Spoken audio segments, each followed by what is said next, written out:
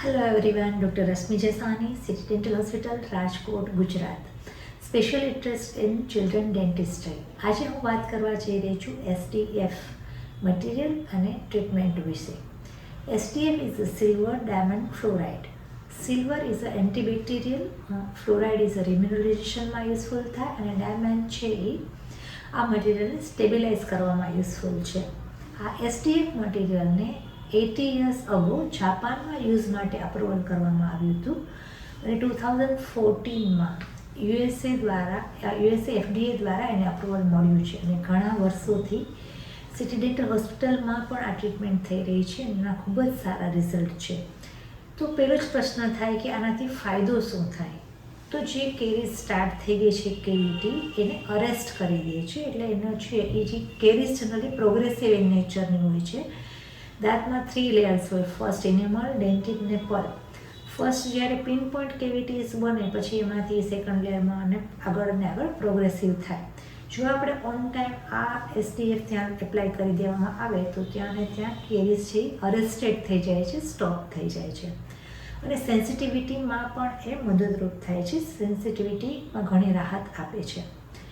તો જ્યારે બાળક નાનું છે 5 વર્ષથી અને બોટલમાં દૂધ પીએ છે, એના હિસાબે કે કોઈ બીજા કારણોસર એના 3-4 કે એનાથી વધારે દાંતમાં કે બધા જ દાંતમાં કેવિટી થઈ ગઈ છે, તો ત્યારે બાળક આપણને ડેન્ટલ ચેર ઉપર બેસી અને સારવાર કરાવવા માટે પણ સક્ષમ નથી હોતું, અને પેરેન્ટ્સને એમને સીસી સૂંઘાડીને જનરલ એનેસ્થેશિયામાં લઈને કરવામાં ઈચ્છા નથી હોતી, જીવ નથી ચાલતો.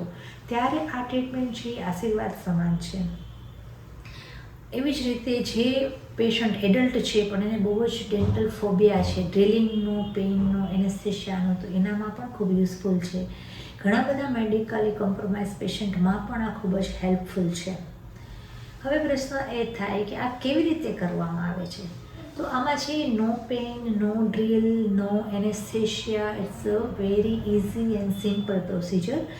જસ્ટ જે બી અફેક્ટેડ ડેન્ટલ કેવિટીથી અફેક્ટેડ પાર્ટ છે એમને ક્લીન કરી, ફૂડ ડેબ્રિસ ત્યાંથી રિમૂવ કરી અને આઇસોલેટ કરી દેવામાં આવે છે.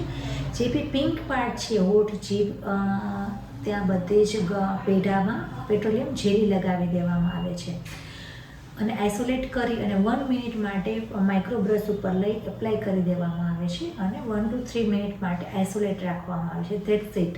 Treatment is done. આનો ખાલી એક જ ડ્રોબેક છે કે જે લાઇટ બ્રાઉન કલરની કેવિટીઝ છે એ ડાર્ક બ્લેક કલરમાં કન્વર્ટ થઈ જાય છે. Otherwise it's extraordinary result આપે છે, અને બધું આઇસોલેટ તો આપણે કરી જ દીધું હોય છે, પણ એક્સિડન્ટલી જો કોઈ પિંક પાર્ટને ટચ થઈ જાય છે તો ત્યાં પણ એ બ્લેક સ્ટેન કરી દે છે, અને ઇટ ઇઝ અ ટેમ્પરરી. 3 ડેઝથી લઈને 3 વીકમાં એ ડિસએપિયર થઈ જાય છે. અને ખાસ છે એ આનાથી જેમને પણ બહુ ફિયર છે અને જેને ડ્રિલ નથી જોઈતું, જેને એનેસ્થેશિયા નથી આપવું જનરલ કે લોકલ, અને છતાંય કેવિટી થઈ ગઈ છે તો એને આપણે રિસ્ટ્રિક્ટ કરવી છે, તો એના માટે આ આશીર્વાદ સમાન છે.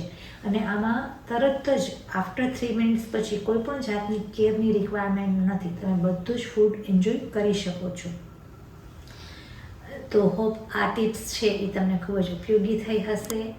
So please like, share and subscribe our channel. Thank you.